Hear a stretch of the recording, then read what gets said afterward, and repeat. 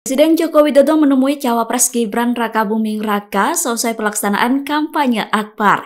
Jokowi mendatangi hotel seberang GBK tempat Gibran menginap. Dilansir dari tribunnews.com, Presiden Jokowi menemui Gibran untuk mengantar kedua cucunya Jan Etes dan Lalembah Manah. Presiden Jokowi terlihat datang ke Hotel Fairmont dengan memakai mobil Alphard warna hitam. Dengan memakai kaos lengan panjang warna hitam, Jokowi turun bersama kedua cucunya.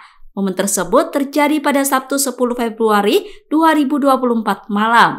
Jokowi kemudian langsung masuk ke dalam hotel bersama kedua cucunya dengan dikawal oleh pasukan pengamanan presiden atau Pas Pampres. Tak lama setelah itu, Gibran Rakabuming Raka nampak tiba di hotel tersebut.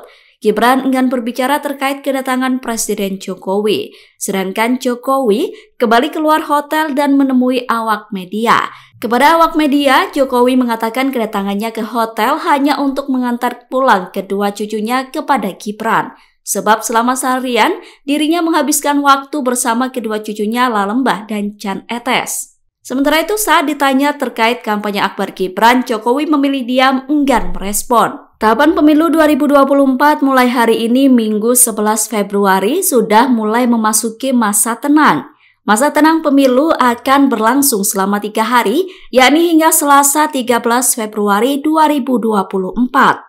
Kemudian sehari setelahnya, tepatnya pada Rabu 14 Februari 2024, warga memberikan hak suaranya kepada capres-cawapres pilihannya masing-masing. Menurut aturan yang berlaku, masa tenang adalah masa yang tidak dapat digunakan untuk melakukan aktivitas kampanye pemilu. Pada masa tenang, capres, cawapres maupun caleg dilarang melakukan kampanye dalam bentuk apapun.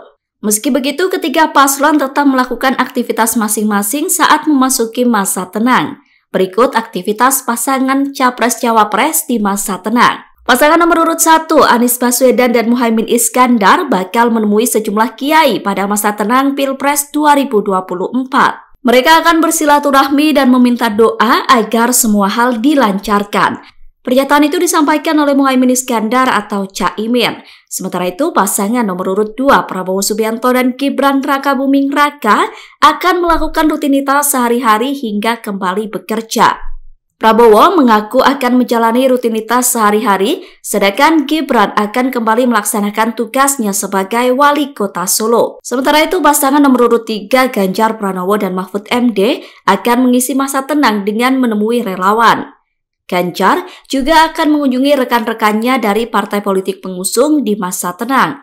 Ganjar mengatakan kegiatan itu bukan dilakukan dalam bentuk kampanye, namun hanya sekedar menyambung silaturahmi saja. Ibu Titi Soeharto,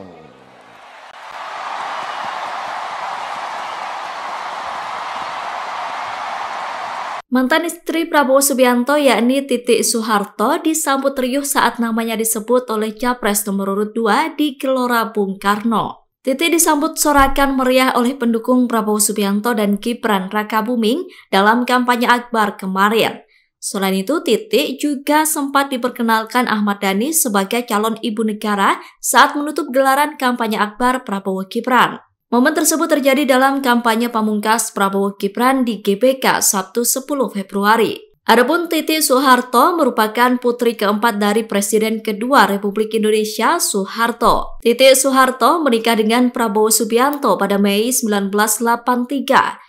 Dari pernikahan tersebut, mereka dikaruniai putra sematawayang bernama Ragowo Hedi Prasetyo.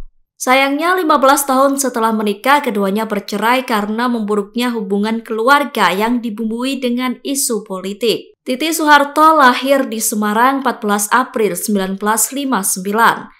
Ia menyelesaikan pendidikannya di Fakultas Ekonomi Universitas Indonesia.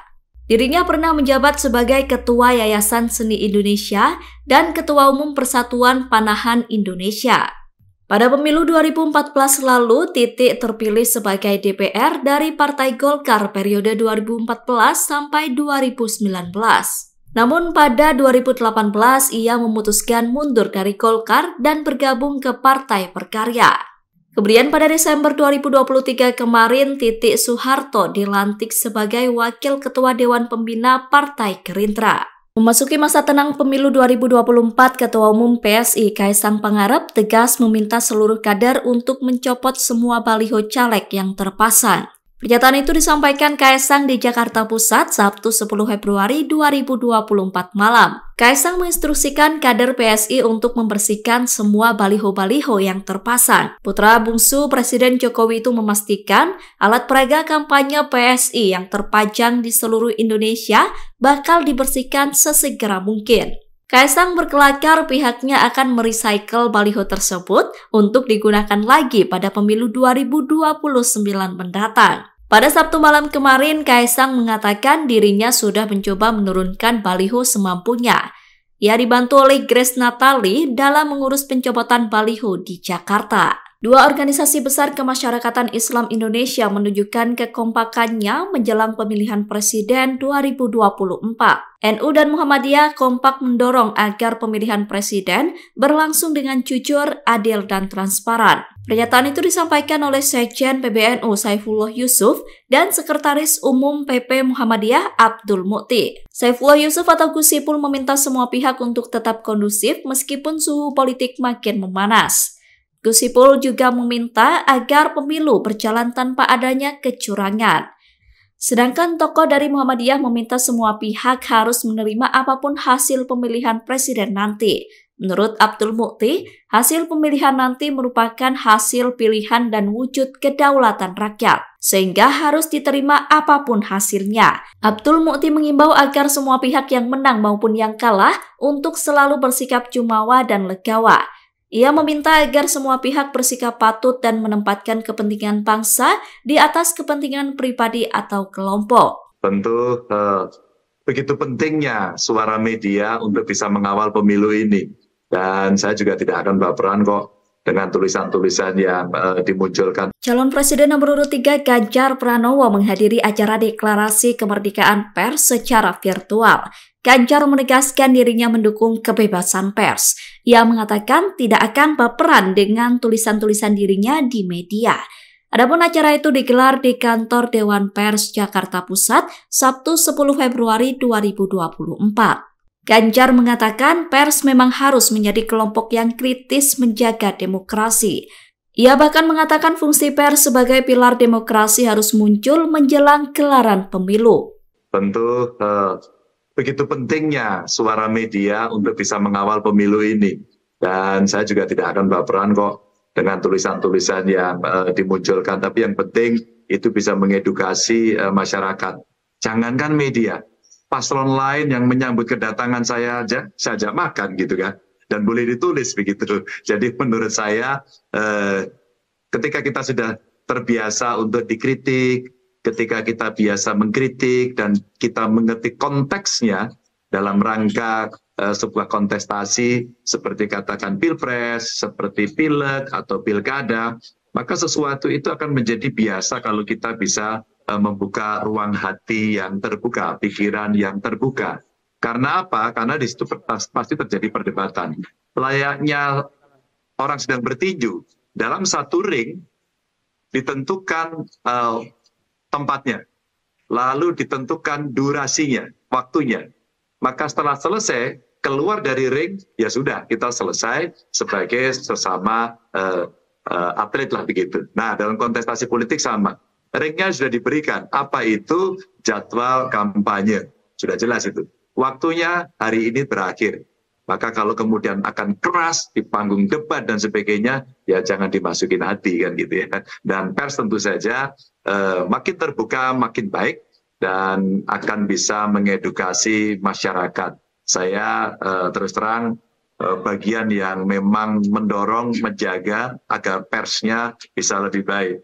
Maka ketika saya mendapatkan amanah waktu itu menjadi gubernur, ya saya terinspirasi apa yang terjadi di Jakarta waktu gubernur terdahulu yang menyampaikan bahwa pemerintah daerah perlu dikritik dan kemudian waktu itu dibuat LBH kalau tidak salah cikal bakalnya ya, dan kemudian Pemda DKI waktu itu juga mendapatkan serangan pertama dari anak yang dilahirkan. Maka waktu itu inspirasi ini era Pak Ali Sadikin waktu itu saya coba adopt. Kalau sekarang kita dorong, mari kita dorong persnya. Persnya yang dilatih, persnya yang diberikan ruang, Pemda membantu, meskipun kemudian dia akan mengkritik kita. Maka itulah edukasi yang perlu kita berikan, dan saya kira wajib hukumnya siapapun untuk punya komitmen pada kebebasan pers ini. Gimana tadi kampanye terakhirnya? Alhamdulillah seru, banyak yang datang secara organik, datang bukan bayaran, jadi kita senang sekali. Capres nomor urut 1 Anies Baswedan dan Capres nomor urut 2 Ganjar Pranowo menghadiri acara penandatanganan komitmen kebebasan pers. Anies hadir langsung di kantor Dewan Pers pada Sabtu 10 Februari, sedangkan Ganjar hadir via daring. Sementara itu Prabowo Subianto diwakilkan oleh Ketua TKN Rosan Roslani. Dalam acara tersebut terdapat momen menarik antara kedua capres yang hadir itu. Ganjar menyapa Anies dan sempat bertanya terkait kampanye pamungkas di Jakarta International Stadium. Anies kemudian menjawab Ganjar dengan menyinggung soal kampanye organik tanpa bayaran. Tadi Pak Ganjar menyapa Pak Anies kelihatannya. Pak Ganjar. Ya, Mas Anies, apa kabar? Gimana kampanye terakhirnya tadi? Kenapa Pak? Gimana tadi kampanye terakhirnya? Alhamdulillah seru. Banyak yang datang secara organik, datang bukan bayaran, jadi kita senang sekali. Lo emang gak dikasih uang kok itu. Datangnya datang sendiri, datang bawa harapan, bukan minta bayaran, pulang insya Allah bawa perubahan. Jadi kita senang sekali. Oke, terima kita kasih. senang dengan rakyat Indonesia yang hadir pemilu dengan sukacita, hadir kampanye sukacita. Bukan karena soal-soal rupiah, karena sudah terlalu lama politik kita di dalam kungkungan seperti itu. Oke, baik. Terima kasih Pak Anies, Terima kasih, Pak Ganjar. Itu adalah adanya pemilu yang dilaksanakan dengan jujur, dengan adil, dengan transparan, dengan reguler. Itu satu. Yang kedua, adanya ruang untuk ekspresi oposisi. Yang ketiga, adanya kebebasan untuk berbicara, kebebasan untuk mengungkapkan pandangan di dalam sebuah negara. Sederhananya begitu. Anies Baswedan menjadi satu-satunya capres yang hadir secara langsung dalam acara deklarasi kemerdekaan pers. Acara tersebut digelar di kantor Dewan Pers Jakarta Pusat Sabtu 10 Februari. Anies mengatakan kehadiran dirinya merupakan salah satu wujud komitmen kebebasan pers. Menurut Anies, kebebasan pers merupakan hal yang mutlak. Ia menuturkan negara harus hadir dalam menjamin kebebasan pers. Anies juga menyebutkan negara harus melindungi para jurnalis dari ancaman fisik maupun ancaman terhadap alat tugas untuk liputan. Kami ingin menyampaikan rasa terima kasih. Terima kasih yang sebesar-besarnya kepada teman-teman di Dewan Pers yang secara khusus mengundang kami untuk kegiatan ini. Ini adalah sebuah kesempatan untuk kita bersama-sama menjaga agar demokrasi kita bisa berjalan dengan baik. Dan saat ini kita semua sedang menjalani proses demokrasi. Bila sebuah tempat disebut sebagai demokratis, definisi demokrasi itu menurut David Collier ada lebih dari 560 definisi. Jadi ketika kita bicara definisi demokrasi itu bisa jadi kita ngomong hal yang berbeda masing-masing kita. Jadi kira-kira kalau dirumuskan sederhananya, ini bukan menurut David Collier, tapi menurut David Collier itu seorang yang mengumpulkan literatur soal demokrasi. Sederhananya 3 kira-kira. 1 adalah adanya pemilu yang dilaksanakan dengan jujur, dengan adil, dengan transparan, dengan reguler. Itu 1. Yang kedua, adanya ruang untuk ekspresi oposisi. Yang ketiga, adanya kebebasan untuk berbicara, kebebasan untuk mengungkapkan pandangan di dalam sebuah negara. Sederhananya begitu. Kalau kita ambil pakai 3 itu, maka media memiliki peran yang sangat mendasar di sini untuk menjaga itu. Dan kami-kami yang berada di pemerintahan memiliki tanggung jawab dalam sebuah demokrasi untuk menjaga ruang agar 3 ini bisa berjalan dengan baik. Nah, kami mendengar apa yang tadi juga disampaikan oleh Ibu Ketua Dewan Pers Bu Nini di bagian akhir menyampaikan tentang perlunya dukungan sistemik pada pers dan juga lindungi pers dari kekerasan, baik kekerasan dan ancaman fisik yang dialami oleh jurnalis maupun kekerasan digital yang dialami oleh alat-alat yang digunakan oleh media. yang kami ketika berdiskusi dengan teman-teman media di daerah, mereka merasakan itu jauh lebih banyak daripada yang mengalami di Jakarta. Dua hal tadi. Satu adalah tentang kekerasan, yang kedua adalah tentang serangan pada sistem digitalnya.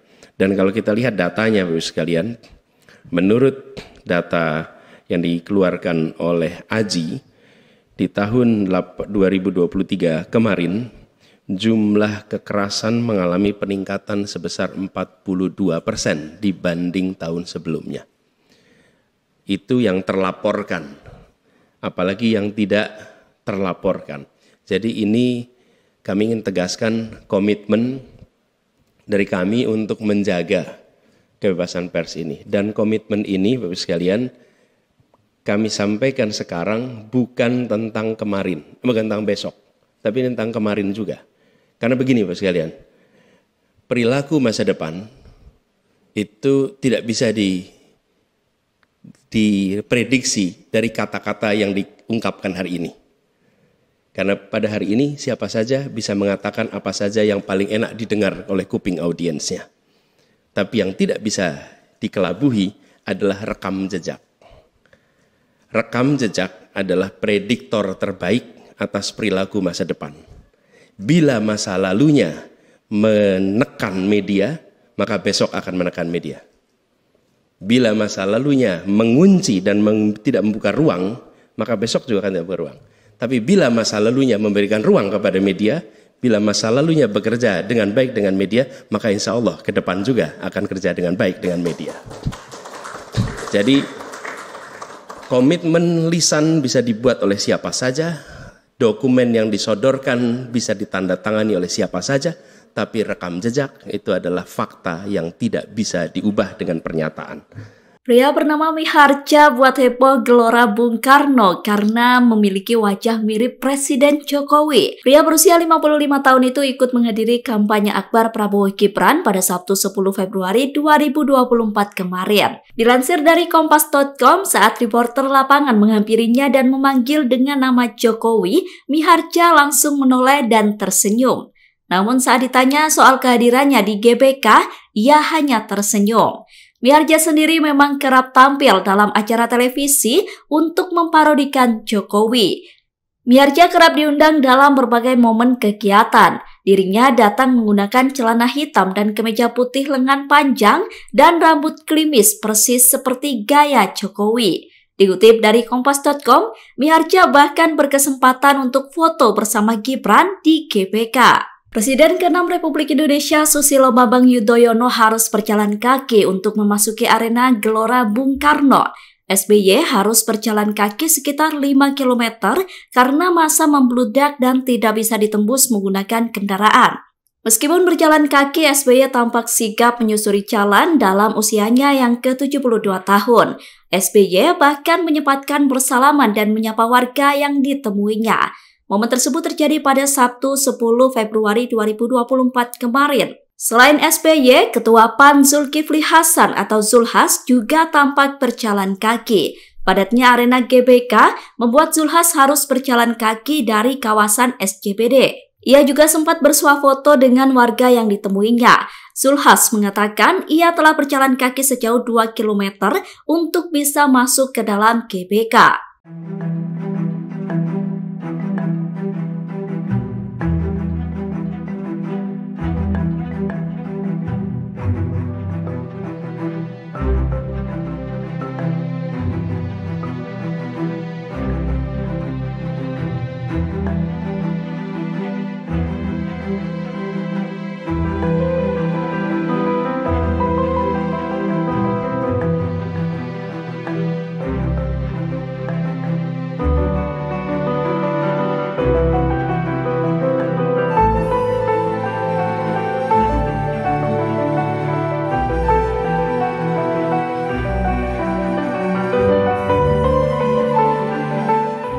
Download Tribun X sekarang, menghadirkan lokal menjadi Indonesia.